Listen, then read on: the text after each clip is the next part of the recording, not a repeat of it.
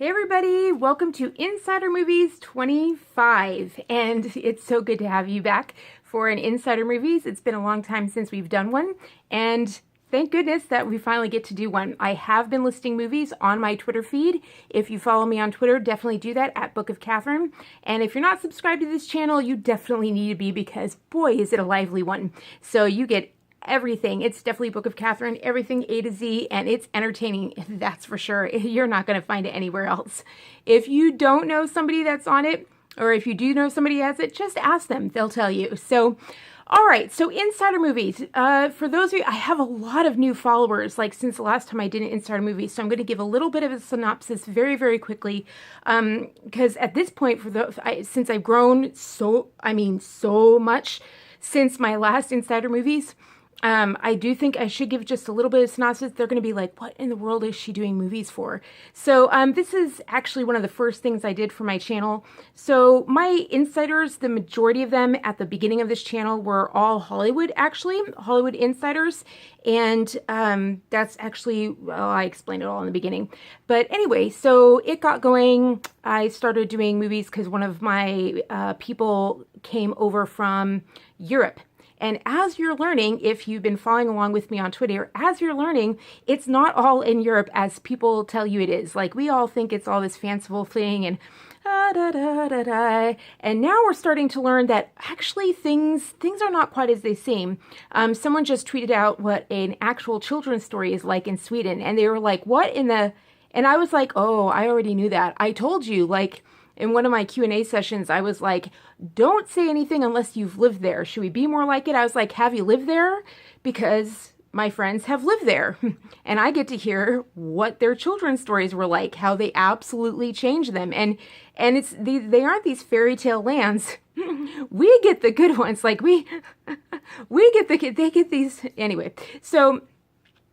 You're starting to learn some of this. Some of this is starting to seep on out about what life is really like over there. So I've had to introduce them as they've grown larger and larger in Hollywood. I've had to introduce them into what the movies are, because they come across these directors and they sound really, really dumb, like when they don't know what the Smurfs is and things like that. And so I've been introducing them to these movies that they need to know.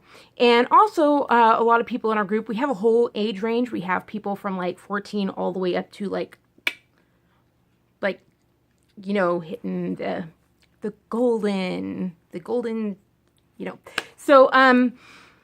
so it's a whole gamut. So there are some people, if they're 14, they were born after the Matrix. So there's this whole range, and you'd be amazed at how much, so it's great because the people who are older want to revisit. They have movies that they want to be revisited because they haven't been revisited in so long. And then the younger people are like, oh my goodness, these movies are so amazing. Why do they make movies like that now?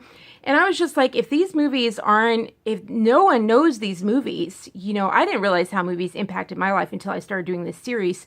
And so what I do is I give you some insider background on what these movies are, because you don't realize how much these movies are referenced in pop culture, like The Shining, and we did it in the October movie series and things like that. So I give you some background on some things, and then I give you some insider dirt and the behind the scenes, and everything from orchestra music, orchestra things, to even what happened with Kim Kardashian at a party and things like that. So, you can go through my insider series, and I drop a lot of dirt that I'm kind of I was watching back through and I was like, oh, I didn't know I said that.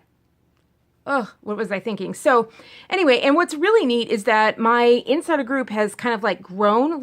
A lot of people in the Hollywood industry that aren't actually in my group, they've made their own groups, and so they're kind of following along and learning about movies that they didn't know about, that they should have known about, because they were they assumed the Hollywood press told them everything they needed to know about that movie, and then they watched it and they're like,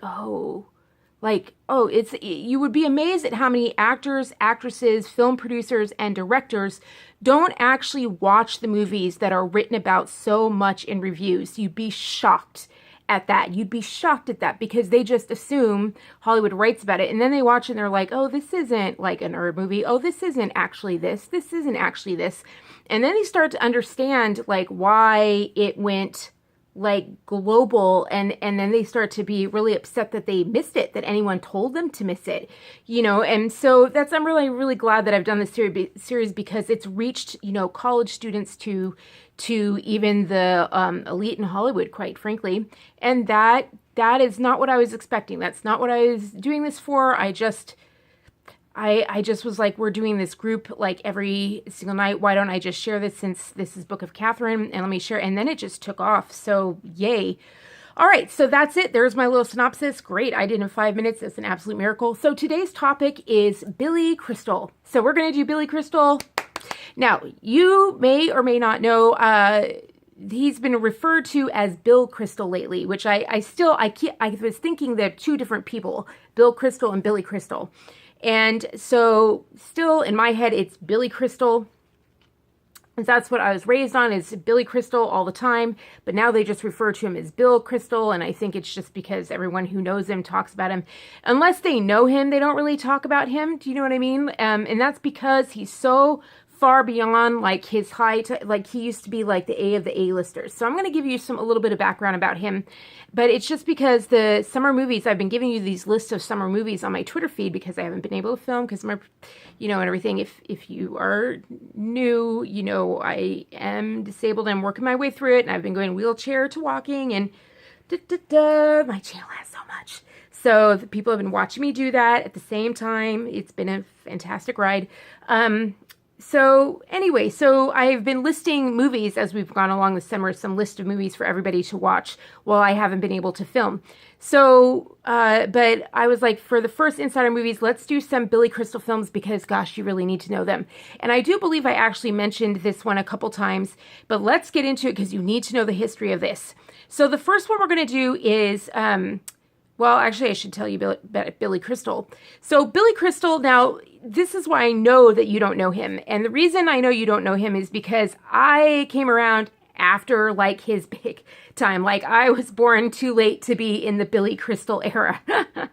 Like, when he was super, super big, I remember that, like, we weren't allowed to watch TV when I was young and everything like that. And so, like, when we would go over to Thanksgiving to family's house, they would have, like, my cousins would have the TV on, and they'd be watching Billy Crystal do this, like, stage performance, and they would do these big comedy specials, and it would be 3 people. It would be Robin Williams, Whoopi Goldberg, and Billy Crystal.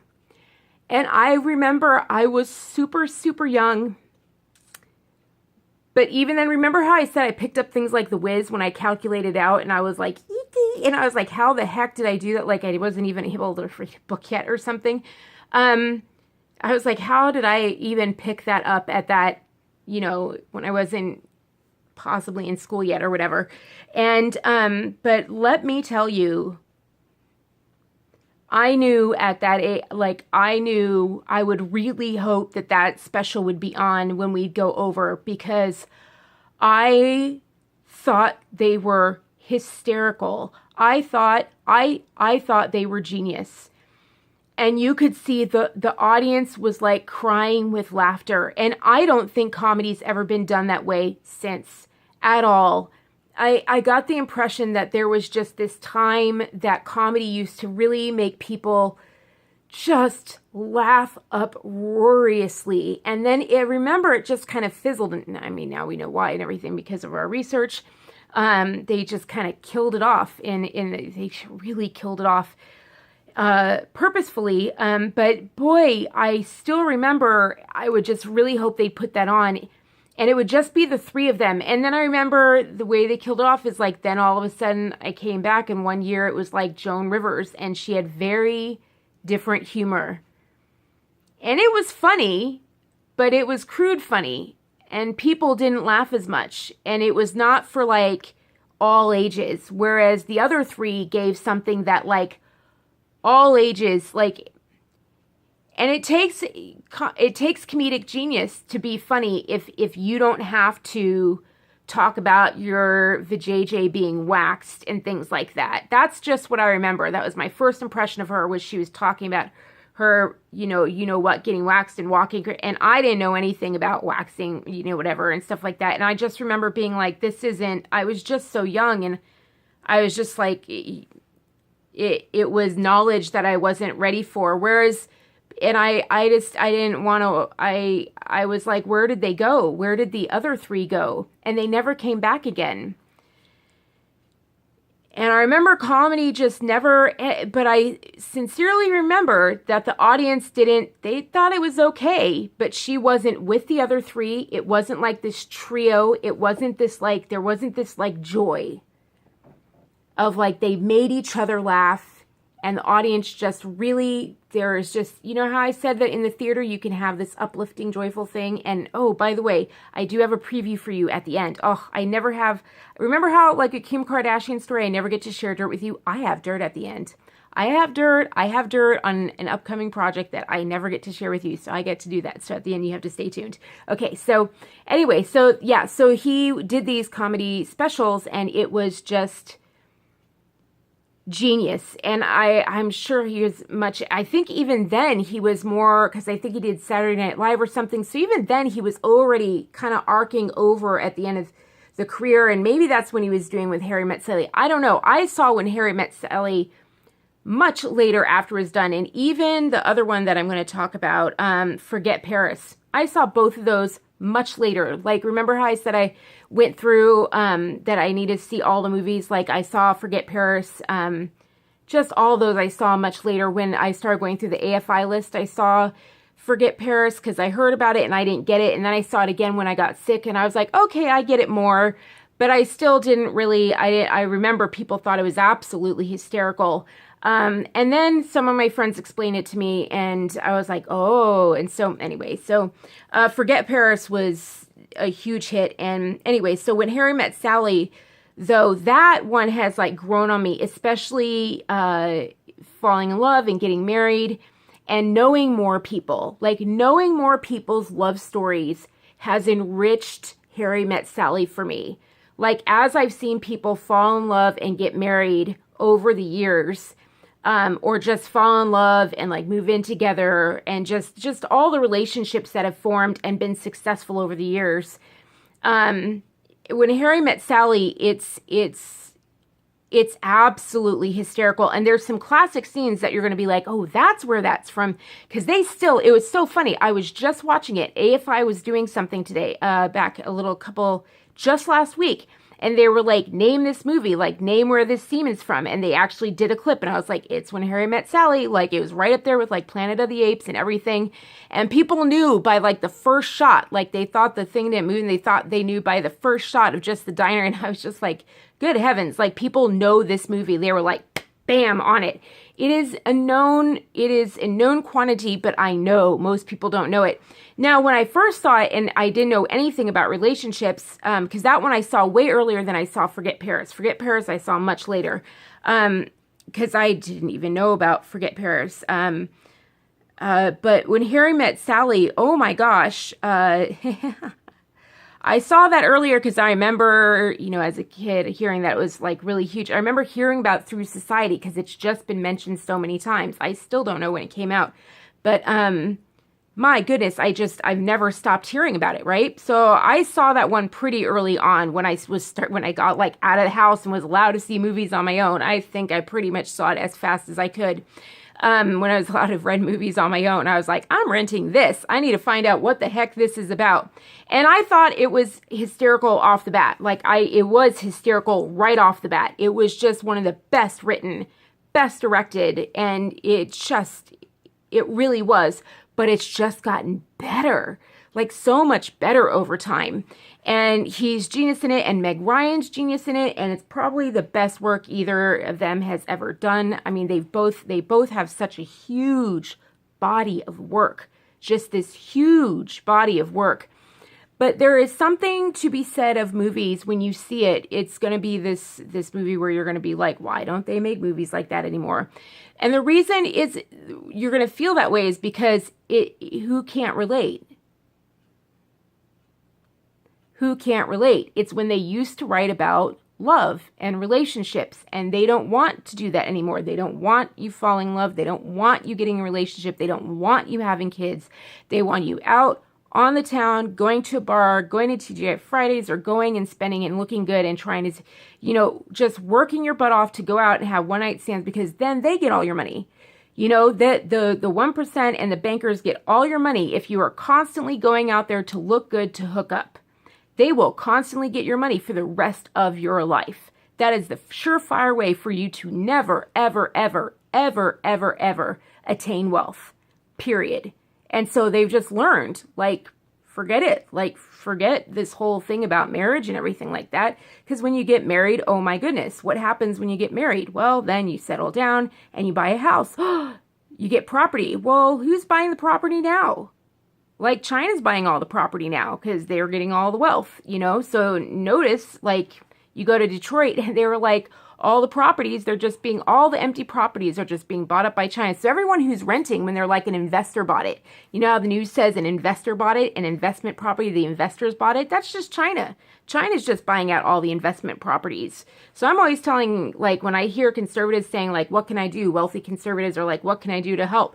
I tell them, I'm like, go buy the properties. Go buy the properties and rent them out. You go buy the properties and rent them out. You go buy the properties and rent them out. Stop letting China buy up all the properties. They own most of New York now. Like, go buy the properties. So I'm just like, we need to attain our wealth back so we can buy back the properties. Do you know what I mean? So be nice for Americans to own their own properties. But, you know, when we're too focused on going out there. So Harry Met Sally will remind you of a time when, because it was so popular, because that's what everybody was doing, you know, and it not on purpose. It's not like someone was looking for something. And that's the whole point, is that people weren't looking. It's just that what they naturally did. And part of that is because, you know, it was the time before cell phones and everything like that. So it's kind of a nice, you know, capsule. It's kind of a nice history capsule, you know, if you will. It's a nice, you know, kind of time capsule of what life used to be like and how much less stressful it was to have people able to text you at every single moment of every single day, you know, be immediately, you know, at the beck and call of everyone in your life, you know, like you're on demand constantly. And on demand of every app in the world can have you with their notifications. You're like tied on a string to them. So it's really great to see that, like, people, you'll get to see a world where people are actually in command of their own lives, not other people commanding their lives. It's a very, very different way of living. And you're going to get to see that world in When Harry Met Sally. And just Billy Crystal just does a phenomenal job in it, right? And it just, like, he was already huge. And it was one of those things where he did the more serious thing. He had already done very, very funny movies, and now he did a more serious movie, and it was huge. Okay, so, and then there's Forget Paris with Deborah Winger, who I love Deborah Winger from Officer and a Gentleman. You know, she's done so many incredible movies. You can't underestimate Deborah Winger. And I think that's what grew me when I watched the movie a second and a third time, was Deborah Winger's performance in it. That's what changed for me, was understanding her performance. And one of the biggest things you need to know is you need to know about the bird on the face scene. And you're going to be like, what? Yeah. So there's a bird on the face. You're going to have to know that scene. You're going to have to know that scene if you want to be in Hollywood. You're going to have to know that scene. You're going to have to know it. Gonna have to know it. And what's really nice about Forget Paris is that it's the thing that no one's going to tell you need to know. No one's going to tell you but me. I'm the only one that's going to tell you that. So you have got to know Forget Paris no matter what. And it's a nice summer movie because they like go to Paris in the summer, I believe. And there's some really funny scenes where he plays like he plays a referee for basketball, because back then race relations weren't what they were. I found out some really interesting things about that. So, yeah, but you'll see a time where we used to actually talk to one another. And so it's kind of neat to see that play out in real life and everything. So, or like out on the big screen. So it's really fun to watch. So, yeah, it's just Forget Paris is really, really great. So anyway, yeah, so you got to know it. And even movie critics today don't even know about Forget Paris. It's not on the AFI Top 100 list. It's one of those things that all the Hollywood directors know. All the big wigs know. The guys who are really making the decisions, the executive producers, they all know it. They all know it, and it'll get you in ways you won't expect. So if you know it, it'll get you. It's the thing. It's like the how should I say? Like it's the leg up. All right, so Forget Paris. Okay, so now let's get on to the preview that I have for you. Oh, I'm so excited. Hold on, let me check. Okay, I knew I was like, I need to pause because I was like, I'm really sure I'm forgetting something. Okay, I knew it. Okay, Billy Crystal, I think he's hosted the Oscars more than anyone else. I think he's the mostest Oscars hostess or something like that. So, and that's when they really rotated the Oscars host. They didn't really rotate, they really tried to rotate the Oscars host before. But Billy Crystal really became like the classic Oscars host. He was just hilarious. He would do these skits that were just really kind of managed to attend to a really broad audience. And that's just what he did. He was just funny. He was funny. Like Bob Hope was funny. He could reach all audiences. And so he was kind of like the next generation of Bob Hope. And if you don't know who he is, we will address who Bob Hope is. But he was like in that master class of hysterical comedians who didn't really steer, from what I know of, didn't really steer into politics. You know, I know today or whatever, but back then, like, didn't steer into, it was always just kind of like, just comedy, and was really good about it, and about hysterical, just pitch perfect, like perfect timing, and write his own, like just excellent delivery, and somehow managed to make whatever age laugh. And that was what I really liked about him. And he knew how to support like Robin Williams, like he knew how to blend it. Like that was the thing, is that the camaraderie that I felt when he was on that stage with like Whoopi Goldberg and Robin Williams, is that the three of them had this, like, you felt this camaraderie between the three of them. And I felt like Billy Crystal held the two of them together, held Robin Williams and Whoopi Goldberg together. And Whoopi Goldberg changed over time. Like then she went and did Ghost. And that's the thing, is like Whoopi Goldberg had Ghost, and then Billy Crystal had When Harry Met Sally. They went off and did these like amazing, amazing films, you know what I mean? And Robin Williams went and did Good Will Hunting, and like they went and did these phenomenal films because they were just that talented. Like they were just that talented that they could do drama, and they kind of started the whole comedians doing drama thing, and that was not a normal thing back then. So not to my knowledge. I mean, I don't think Bob Hope ever did drama. Don't quote me on that. Don't quote me on that. I'm not that. Don't quote me on that. Oh gosh, I might have really put my foot in it, so don't quote me on that, but I don't think so. So I don't think he did Hitchcock. Don't think he did. So, but oh gosh, I might have just really messed up right there. If I did, I apologize. So, but if I try to be really straight up about what I know and what I don't know. So, okay, now we're going to do the preview. Okay, so preview. I'm going to try and get this right because it's not out yet and I haven't seen the movie, so I'm going to try and get this right. So, okay, so you may have heard, like, okay, I'm trying to say it, Bill Crystal. You may have heard him, like, back in the news lately. Like, he's been kind of coming back in the news in, like, the last kind of, like, you know, you kind of heard him in the news cycle, kind of slowly creeping in more and more and more. And there is a reason for that. Like, he was gone for a long time, and then all of a sudden he's been creeping in more and more and more. And of course he's been doing politics because that's like where, like, that's where you'll be heard and stuff like that. And there's a reason for that. That's because, like, he's been out of the movie business for a while, and he actually has a project coming up, and I get to tell you about that. Okay, so it's actually this comedy set back in, like, I think it's, like, the 1800s, before California was a state. So there was a time, like, in that it's supposed to be a comedy. So it's supposed to be a comedy, but it's supposed to be a time like before California was state. Shoot, I need to get the dates right. But anyway, it was back in the time where there was like I even took a class on this in LA when I was at school in LA. So, but there was a time where actually the white men were like moving in and actually starting to buy up the land. And what they did is they started moving out into the West. And what they did is they started checking out the West or whatever. And then they started, even though I think the Guadalupe Hidalgo had already happened or whatever, there were still a lot of Spanish ranchers. Like San Bernardino was a ranch, and like Santa Barbara was a ranch, and all those sorts of things. So, but what happened is when the white men moved out there to like make their fortune, and after the whole gold rush, or no, this is before the gold rush and everything like that, but they were like checking out what was out there, like they were moving out.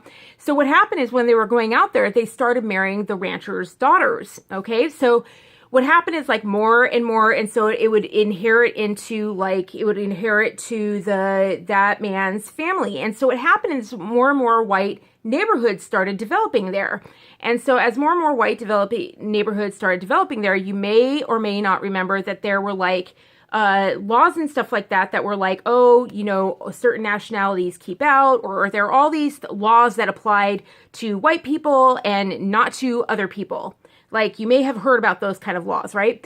And so anyway, somehow they're supposed to, I don't know if it's because of the politics of the day or something like that, but there's just supposed to be some kind of comedy based around that. And so Billy Crystal is supposed to be like, I think he's going to be some kind of like, tuxedo or something hero that's supposed to save it all, to like do something like that. So he's going to go in there and he's going to play, he's on a piece of land like in LA where, but like further out, like towards the San Bernardino area or something like that, like Pomona, maybe it's Pomona, like it's supposed to be in between there. And what happens is I don't know that much detail about it, but I know that what happens is they're living there, and then what happens is they have like certain things start to happen. Like, it's mostly a white neighborhood, and then there's one Spanish family, like there's one Spanish family that lives there, right?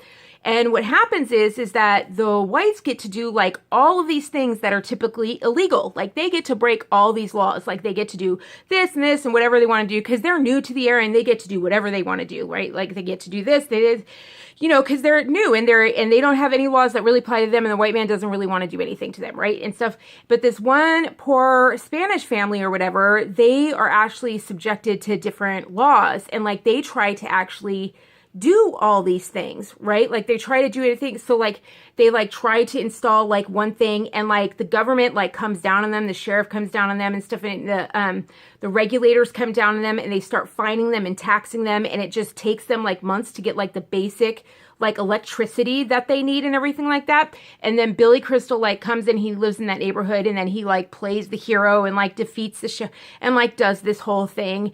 And because he's like, okay, it's not right, like, the laws don't apply to us and stuff like that, like we get away with all laws, but it's not right that this one family has to obey all the laws of the land, and you're really, strict, putting all these laws and like putting them down, all these rules and regulations like this, and like you're not letting them live. Like, this isn't fair. Like, this isn't fair. You're not letting them live. They're not able to eke out a living. He could see like they were being starved. You know what I mean? And all this kind of stuff. So they're like, oh no, you're gonna like eke out a living and stuff. And so he can see it. He can see the pain of it and stuff like that. But it's supposed to be a comedy. I don't know exactly, but only Billy Crystal can make it a comedy or whatever. And so he saves it with his son and his daughter, and then they do this whole writing up thing, and then they kind of save it, and then they start the whole revolution that kind of changes it and makes it like equal out in the West. Except that I was wrong about that. No. That's actually, no, I was wrong. That's actually, no, that's Victor Hansen that has all the things coming down on him. Yeah, he lives in San Joaquin Valley. He has a farm, and he has all the laws coming down on him, and he can't get electricity to his house. And everyone breaking the law that have they've started a dump site, and they're throwing all the trash. They've actually started an illegal dump site, and the law doesn't apply to them. And one guy started a porta potty site, and he has 7 porta potties right across the street from him. So there's 70 porta potties across the street from him now. But of course, the law doesn't apply to that guy either. And then across the other street, on the other side of the street from him and his farm ranch, they've hung all their laundry out on all the trees for 2 weeks now, even though they've been rained on twice. And so that actually breaks the law as well.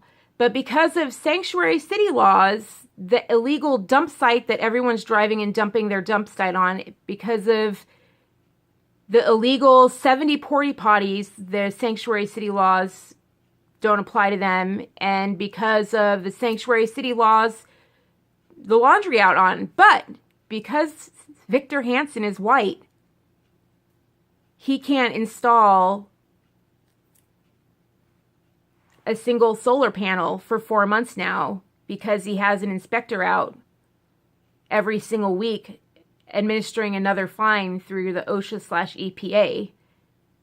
And I wouldn't be surprised if you check with them, give them a call. I'm pretty sure they're probably confiscating his land from the rumors I've heard. Because that's what they're doing now. They're just confiscating everybody's land. Because the EPA can do that now for, the UN. That's what they're doing now. And what's really funny is that Bill Kristol is the one that made that happen. Thanks, Bill Kristol. You made it real life.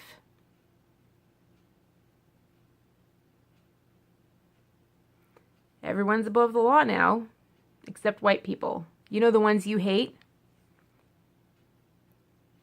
I used to live in California, and I was thinking about it. I used to live in California. And I remember that before we left, did you know? I don't know if you even know this, Bill. I don't know if you know this, but did you know every neighborhood in California is required to have Section 8 housing? You know what Section 8 housing is, right? Every neighborhood is required by law to have Section 8 housing.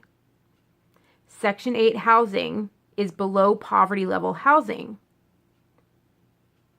So they installed Section 8 housing on my street, and I was attacked right before we left California. And when the police were called for my protection, the police came after me instead of them. Thanks to my insiders, I found out that they were illegal. My parents were immigrants. I have a lot of friends who are immigrants. I am all for legal immigration. But you don't make a distinction, do you? You do that on purpose. And I know you. You're old school, which means you know the difference. And judging by your age, and judging by how long it's been since you've worked, and judging by how many people I know in the industry are doing this for money, I have a feeling you're doing this for the paycheck. But I don't think you realize how much damage you've done. You think it's just a paycheck because you live in a gated community that doesn't have to abide by Section 8 housing. While the regular Americans have to live across illegal dump sites, illegal trash on the lawn, 70 porta potties, trash hanging on trees, gangsters on their front yard blocking their way to their own home because you've made it through your lobbying required by law to have poverty housing in every single neighborhood and then said open the border. And then you said, hey, anyone who comes over illegally is above the law, and anyone who came legally is under the law. So that means that guy who attacked me knew he wouldn't be held to account. That emboldens criminals. And did you know, Bill Kristol, because I'm sure they didn't tell you this, did you know California proposed a law to ban bail bonds for blacks and Hispanics, but not white people? George Soros bust in. Union members, actors, you name it, from up and down the state. Just a line. You remember Hill and Knowlton for the war in Kuwait? You remember what it looks like. And they all lined up and they testified for a bill to remove bail. To remove bail. So that if your daughter was ever raped, or if your son was ever assaulted, they wouldn't get bail unless they wouldn't need bail. They would just be let free unless they were white. I wonder if you think the money was worth it, because there's blood on your hands. You're responsible for the murder and rape of countless little girls and boys. Because if you don't know it by now, then you should know what giving an entire criminal network complete freedom from the rule of law does. Why do you think immigrants skip when they can just cry amnesty at a port of entry? Why do you think when our amnesty laws are so great, they skip a port of entry? Why would they do that? Why would they choose to go over the Rio Grande instead? Why are 9 out of 10 kids unaccompanied by their parent? It's called sex trafficking. It's called drug trafficking. And you're responsible for all that illegal activity, all that pedophilia. All of it is on your head because you took the money and you sat on your shiny white hill, protected with walls, and put laws upon the rest of us. Immigrants, legal immigrants, are for the laws. But you don't have to abide by one thing you propose. Not one. And this message goes for the rest of you who dare to accept money just to fit in with your Hollywood crowd. You remember that Philadelphia mailer who danced Sanctuary City? Rape of a kid like that. Because it means that the criminals for pedophilia aren't held. But only if they're not white. Congratulations. Dancing with the stars, aren't you?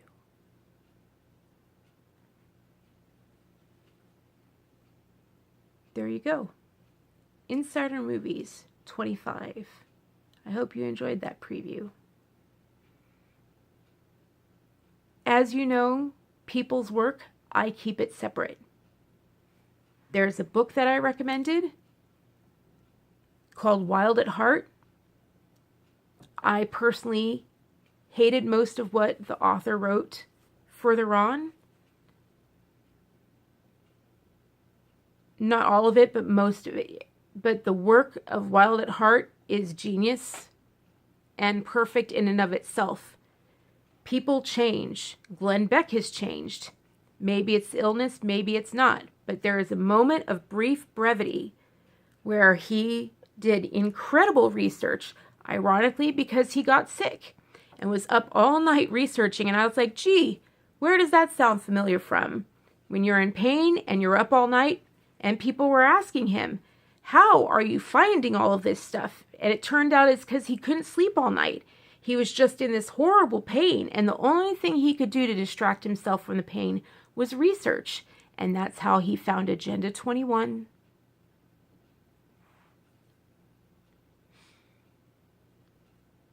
That's how he found out about George Soros. So I get it. I totally get it. And I hold his work in those documentaries in that time, his work on insider trading, I hold those in esteem. So for Billy Crystal, his work in When Harry Met Sally, genius. Forget Paris, genius. The Oscars, genius. Now,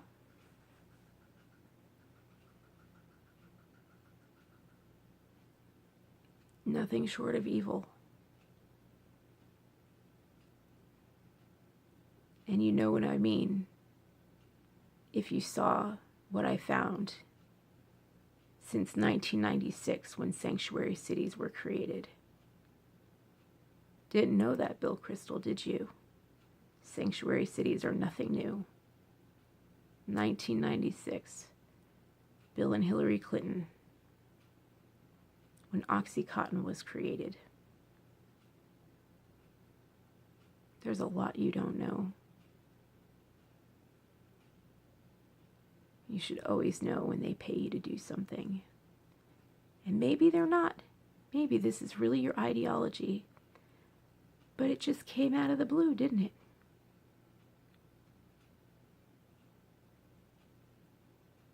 A lot of these Hollywood celebrities just come out of the blue. And that's theater. That's astroturfing. And we frickin' know about that. The thing is that none of you know the damage it does. And you really, really should get to know who the networks are and who they trade in. Because one day, white girls are worth more than them all. And they like to take them from parties when they're high and stoned. One day, it'll be yours that goes missing. And you'll wonder how it happened.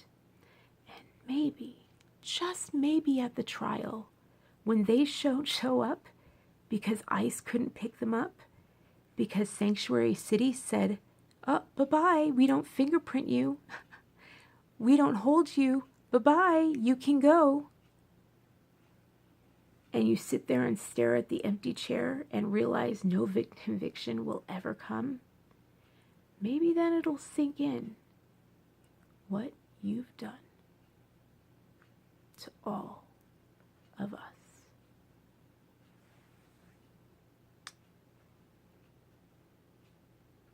Peace out. I love you, world.